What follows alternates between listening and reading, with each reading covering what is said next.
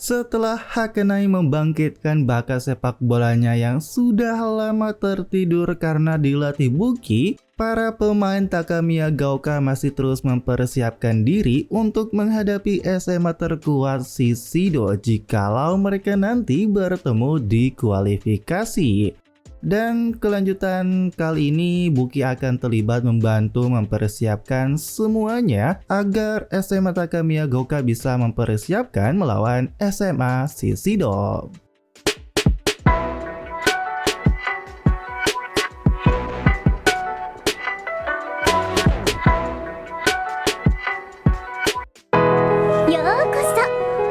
Setelah melihat tekad Hakanai Senpai yang sungguh luar biasa, membuat Noriyasu kagum melihat dia tidak membiarkan bola direbut, dan Noriyasu mulai berpikir, sebenarnya yang kutuju itu apa? Aku ingin jadi pemain hebat seperti Buki, namun saat di akademi aku sering gagal karena menargetkan terlalu tinggi. Aku memang ingin seperti Hakanai Senpai yang berbakat, dan Noriyasu mulai berpikir menetapkan tujuan yang lebih dekat dulu. Nah, pergi ke Kokoro yang pulang ke rumah dan dia mendengar ayahnya ribut dengan seseorang lewat telepon. Bahkan ayahnya masih aja mabuk di sore hari, namun ayah Kokoro membicarakan hal lain tentang pertandingan anaknya. Dan Kokoro sendiri ngasih tahu bahwa dia mencetak hat-trick di pertandingan pertamanya. Orang tuanya yang selalu menuntut Kokoro untuk mengikuti keinginan orang tuanya, sekarang ayahnya mendukung Kokoro. Lakukan apa yang kamu lakukan, ayah mendukungmu. Setelah masuk ke kamar, Buki langsung ngeluh kenapa harus mengajari mereka. Namun Kokoro di sini beneran berterima kasih kepada Buki karena telah melatih kami. Tapi kocaknya si Kokoro malah langsung belajar, membuat Buki pun gak habis pikir, apa kau serius mau belajar sekarang? Apa kau sudah gila? Tapi Kokoro menjawab, apa salahnya, ini penting untuk masa depan. Di sisi lain, Buki nyuruh Kokoro buat makan, mandi, lalu tidur untuk fokus pada sepak bola. Akan tetapi, ternyata di sini Kokoro bilang dia nggak berniat menjadi pemain sepak bola profesional. Buki lalu bilang, dengan mengejar karir pro kau bisa menghasilkan banyak uang sepertiku. Tapi ya Kokoro tetap pada pendiriannya, lebih baik lulus dari universitas dan menjalani kehidupan stabil. Buki malah jadi kesal dan marah dan berkata, kau bisa hidup melakukan apa yang kau sukai. Tapi ya tetap saja Kokoro bilang sepak bola memang menyenangkan. Meski aku menjadi lebih baik berkat latihan Buki, aku memulainya terlalu lambat. Aku tidak seberuntung punya postur tubuh seperti Goriki, jadi aku tidak berpikir bisa bersaing. Sekarang, aku hanya akan melakukan yang bisa kulakukan, hal yang paling dihargai oleh orang-orang di sekitarku. Meski begitu, di turnamen ini, aku akan memberikan yang terbaik di setiap pertandingan, karena aku juga ingin menang. Buki terlihat diam dan berpikir bahwa Kokoro dan dia itu memang berbeda. Kami mungkin gak bisa akur, tapi maaf, aku akan ke panggung dunia bagaimanapun caranya. Karena ternyata Buki ingin merasakan berada di sana lagi dan Kokoro belum mengerti hal tersebut. Nah, keesokan harinya, semua orang berkumpul di lapangan dan Pak Yuto ngasih tahu bahwa besok pertandingan kedua melawan SMA Inugami. Dan di sini Pak Yuto juga mengumumkan line up untuk besok. Akan tetapi, Buki yang gak sabar buat main besok, dia shock karena tidak ada nama Kokoro di starting line up. Dan ya keesokan harinya, tentu saja Buki bete banget dan kesal kepada Pak Yuto karena Kokoro tidak dimainkan. Kokoro sendiri pun bingung juga apakah aku melakukan kesalahan. Dan Pak Yuto pun ngasih tahu ke Kokoro bahwa kadang menonton pertandingan dari bangku cadangan juga bisa menjadi pengalaman yang baik. Tapi kocaknya di sini Buki maksa buat merasuki tubuh Kokoro dan langsung marah kepada Pak Yuto. Dia mencurahkan semua kekesalan kepada Pak Yuto dengan umpatan kata-kata kasar dan Pak Yuto sendiri pun terkejut dan baru melihat kepribadian Kokoro yang lain. Tapi dia tenang banget dan bertanya, "Apa kamu punya nama?" Lucunya di sini Buki langsung mikir dan dia menggabungkan namanya dengan Kokoro, ngasih tahu namanya adalah Bukoro. Karena Pak Yuto tahu ini bukan si Kokoro, dia pun bertanya ke Bukoro. Alasan kenapa aku tidak memainkannya kali ini bukan karena ingin berbuat jahat. Aku ingin kau melihat tim dari luar bukan dari perspektif pemain di lapangan. Pak Yuto ngasih tahu bahwa ada hal-hal yang tidak bisa kau pahami hanya dengan bermain di lapangan. Melihat bagaimana semua orang, termasuk dirimu, bereaksi tanpa kehadiranmu itu penting. Jadi, perhatikan baik-baik. Kokoro yang jadi hantu pun pergi ke atas lapangan dan mulai melihat pergerakan rekannya dan mencoba menganalisa juga. Jadi ya intinya Kokoro sebagai hantu memperhatikan dari atas yang dimana di sini pengganti Kokoro yaitu Suzuki sebagai pemain tengah kehilangan bola dan di cover oleh Kapten Bakuroda. Suzuki pun nangis dan takut atas kesalahannya. Namun Kapten Bakuroda bilang, "Jangan khawatir. Sudah ku bilang kan, aku akan selalu melindungi. Di samping ada aku, di belakangmu ada Kamahori. Jadi mainlah dengan penuh percaya diri." Terlihat di sini Kamahori membantu serangan dan mengoper kepada Narushima yang berlari dan di saat itu juga Taizo melakukan overlap dari sayap. Namun lucunya dia diabaikan Narushima karena dia memilih ke dalam dan mengoper ke sisi lain kepada Katsuki. Dan untuk Noriyasu sebagai striker, dia terlihat menarik perhatian lawan dengan gerakan cepatnya dan terlihat gokilnya melakukan tipuan kepada pemain back terakhir lawan. Selain itu, ada Hakanai Senpai yang punya tendangan jarak jauh, membuat Kokoro berpikir Noriyasu dan Hakanai selalu ada di posisi yang sempurna. Dengan Hakanai di posisi gelandang serang, penguasaan bola tim meningkat dan terlihat tendangan jarak jauh dari Hakanai pun masuk ke gawang, membuat Noriyasu berkata, "Kalau saja aku bisa melakukan tendangan jarak jauh seperti itu." Nah, di pinggir lapangan, Pak Yuto ngobrol dengan Buki. "Menurutmu, apakah kita bisa mengalahkan Shishido dalam kondisi seperti ini?" Dan Buki menjawab, "Tidak mungkin, kita pasti kalah. Ada beberapa pemain yang hanya bermain-main tapi hasilnya tetap tergantung pada mereka sendiri. Itulah sebabnya aku bilang harusnya aku yang dimainkan."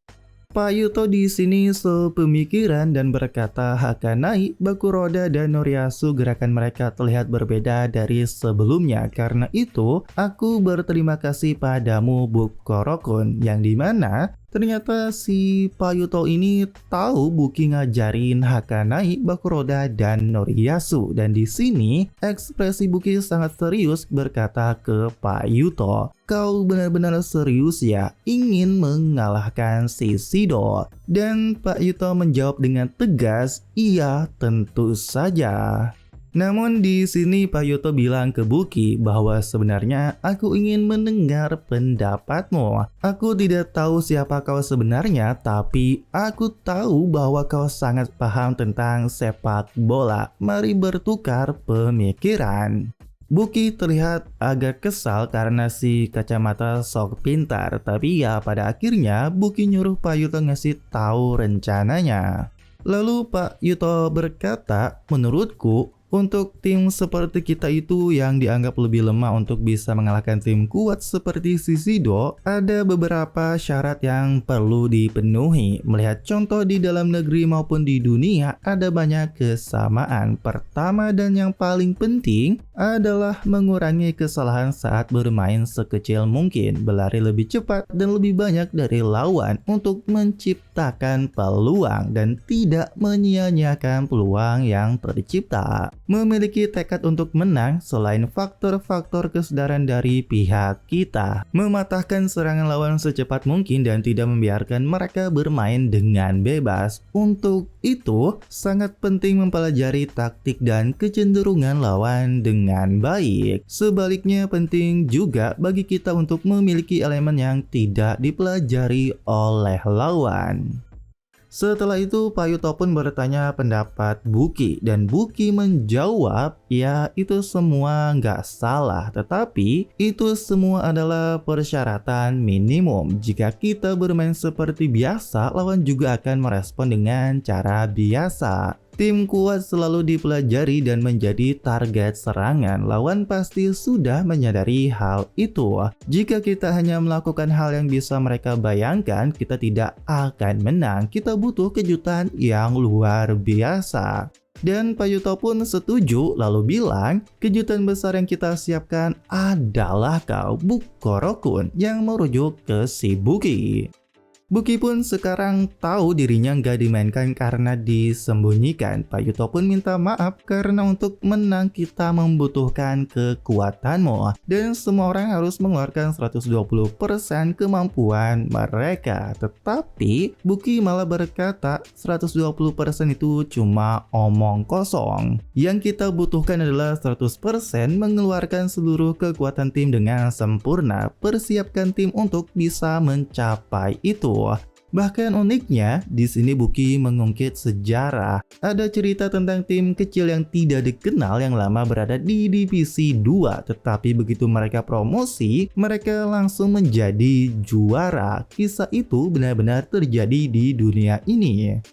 Setelah mendengar pendapat Buki, Pak Yuto malah jadi senang bertukar pikiran yang dia bilang sih lebih ke konsultasi ke Buki. Dan Buki sendiri di sini mengakui juga bilang kau juga punya sedikit kepandaian dasar Megane. Di sisi lain, Himeno terlihat begitu senang dan bertanya, mungkin kita harus lebih fokus pada pertahanan. Tapi Buki menjawab, itu sebaliknya, pemain yang sebelumnya tidak terlalu menonjol akan menjadi penting, terutama si Jangkung itu. Meskipun tinggi, dia cukup baik dalam menguasai bola. Dan yang membuat Buki terkejut, Pak Yuto bilang bahwa dia punya data semua pemain. Dan ternyata si penjaga gawang Momonaka yang mengumpulkan semua data para pemain. Dia memang tidak terlalu menonjol, tapi sebenarnya dia cukup hebat. Alasan kenapa kita tidak kebobolan banyak adalah karena kerja kerasnya. Bahkan di sini Buki kagum melihat data-datanya, statistik mereka cukup menarik. Buki dan Pak Yuto pun saling debat bertukar pikiran, namun Buki kesal karena kalah taruhan karena pertandingan selesai dengan kemenangan telak Takamiya Gaoka dengan skor 6-0. Keesokan harinya, di sini terlihat si Momonaka sedang menikmati data-data pribadi orang lain. Namun di satu juga, lucunya dia kena culik Buki dibawa ke sebuah restoran. Di sana juga ada Pak Yuto dan membuat Momonaka terkejut, apa yang ingin kalian lakukan padaku? Lalu Buki berkata, aku hanya penasaran dengan isi tabletmu. Seketika Momonaka malah panik mengamankan tabletnya, tapi Momonaka salah paham karena Buki bilang, karena kau suka mengumpulkan data, aku ingin melihat data yang kau kumpulkan tentang tim Takamiya Gaoka. Lucunya Buki pun menyogok Momonaka agar setuju dengan memesan makanan. Namun hal itu malah dimanfaatkan Momonaka untuk memesan semua menu makanan yang dia sukai. Dan pada akhirnya Buki mendapatkan data dari Momonaka dengan begitu cukup detail dan rapi. Sampai-sampai Buki pun kaget karena isinya lengkap banget sampai ke hobi dan kebiasaan sehari-hari orang lain. Tapi ya di sisi lain ini sangat akurat dan sangat berguna. Di sini benar-benar lengkap banget data dari para pemain sampai ke detail-detailnya Momonaka tulis. Bahkan kecenderungan kebiasaan para pemain dan kemampuan digambarkan sesuai statistik kekuatan mereka masing-masing. Pak Yuto sendiri pun kagum karena data-data ini semuanya benar dan faktanya Pertandingan berikutnya adalah pertandingan terakhir babak penyisihan pertama. Setelah itu bakal diundi untuk babak penyisihan yang kedua, blok A dan B. Jadi, ada kemungkinan Takamiya Gaoka bisa saja bertemu langsung dengan SMA Shiseido. Itulah kita nggak punya banyak waktu. Buki pun di sini nyuruh Momonaga untuk membantu mengumpulkan data tentang sekolah-sekolah kuat yang lain. Dan ketika Momonaga bilang kenapa aku harus melakukan itu, kocaknya Buki langsung marah mengancam Momonaga. Ditambah lucunya lagi, setelah itu si Buki yang duluan nyogok Momonaga, di sini dia malah nyuruh Payuto yang membayar semuanya. Setelah hari itu, di sini faktanya Takamiya Gaoka berhasil menang dan terus melaju dan lolos dari babak penyisihan pertama. Namun, di sisi lain juga, Shiseido tetap menunjukkan kekuatan mereka yang sungguh luar biasa. Berkat Momonaga juga, mereka menemukan data-data sekolah kuat selain Shiseido, seperti SMA Zayujo, Nekomi, dan SMA Tamada, yang semuanya menunjukkan keunggulan mereka, dan juga sekolah Washinodai. Dan sangat mengejutkan dan tak terpikirkan mereka melibas lawan dengan skor mencolok 12-0. Hal tersebut juga membuat SMA Washinodai berhasil lolos dan membuat para pemain Takamiya yang nonton terdiam. Karena meski hanya babak penyisihan pertama, skor mereka di pertandingan akhir sangat besar. Dan mereka lolos dengan gol terbanyak di seluruh babak penyisihan. Dan yang paling penting, kekuatan Goriki benar-benar mengerikan. Dia bisa berkembang sejauh itu dalam waktu yang sangat singkat. Nah, faktanya di sini ternyata Goriki bilang dia bisa bergerak seperti pemain sepak bola karena berkat pelatih barunya. Bahkan ternyata Goriki sempat bosan karena latihan dasar yang benar-benar sulit dan terus mengulanginya. Di sisi lain dia juga sadar kalau latihan bersama yang lain kelemahannya terlihat jelas. Dan di saat itu dia sempat putus asa. Tapi ketika pelatih baru mereka datang yaitu pelatih Wakai, beliau memberikan nasihat ke Goriki. Kamu sudah punya sesuatu yang sangat penting dalam sepak bola. Itu adalah harta karun yang tak bisa diajarkan oleh siapapun. Latihan dasar juga untuk membantumu mengeluarkan harta itu dengan baik. Dan pelatih Wakai nyuruh Goriki harus menguasai teknik dasar saja. Dan hasilnya, di pertandingan dia benar-benar menggila, melewati semua pemain lawan dan mencetak gol sangat kencang dari luar kotak penalti.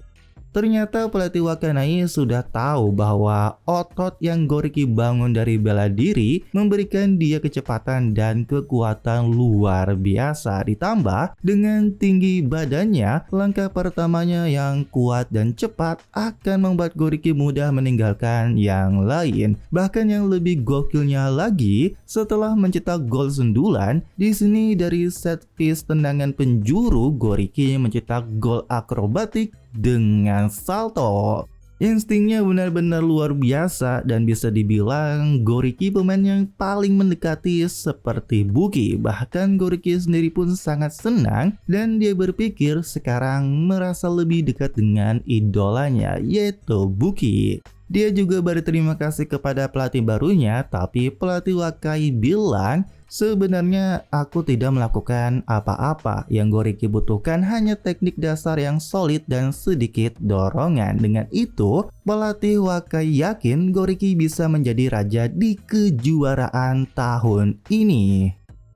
Nah, setelah Washinodai menang 12-0, sudah dipastikan semua sekolah yang lolos dari babak penyisihan pertama bakalan segera diundi. Dan ketika Marukome ngasih tahu ke semuanya tentang hasilnya, yang mengejutkan membuat semua tak percaya karena SMA Shiseido bakalan ketemu SMA Washinodai. Nggak hanya itu saja, ternyata kedua tim itu berada di blok A, blok yang sama juga Takamiya Gaoka berada. Mau Shiseido atau Washinodai menang, mereka harus siap menghadapi salah satu dari mereka. Di tempat lain, Goriki pun terkejut karena mereka akan bertemu langsung dengan SMA Shishido. Majima pun bilang kita pasti akan bertemu mereka kalau ingin pergi ke nasional, itu hanyalah masalah waktu saja. Bahkan di sini Kito sangat serius berkata ke Goriki untuk fokus dan latihan karena ini malah bagus, mereka akan langsung lenyap. Jadi mari kita hancurkan mereka dan buat mereka merangkak.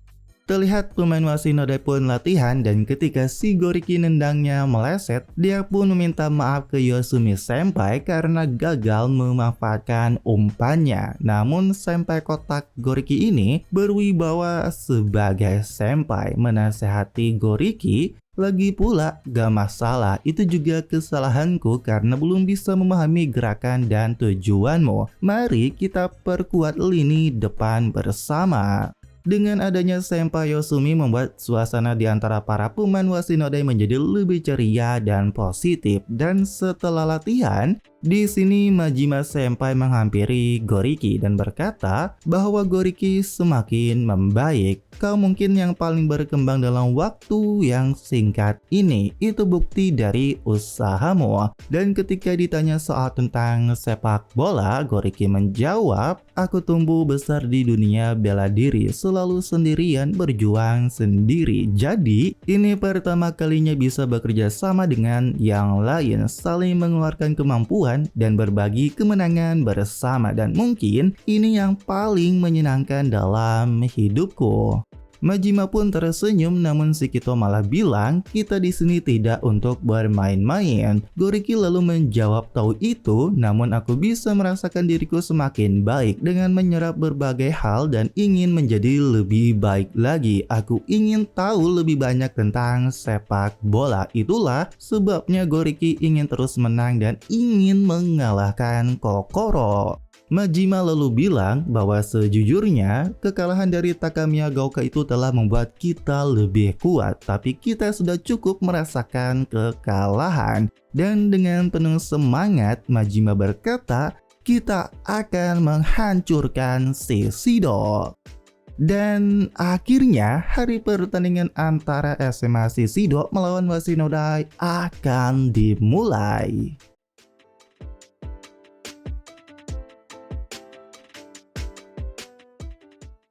Pakai baju matte, rambutnya panjang, udah lagi cantik tak terbayang. Entah kenapa hati ini